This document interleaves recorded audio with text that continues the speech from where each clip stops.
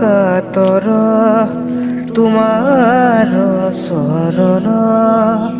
যাতনা যি যত আমাৰ জীৱন অকালৰ আঘাতে ঘূণীয়া কৰিলে কৃপা কৰায় প্ৰভু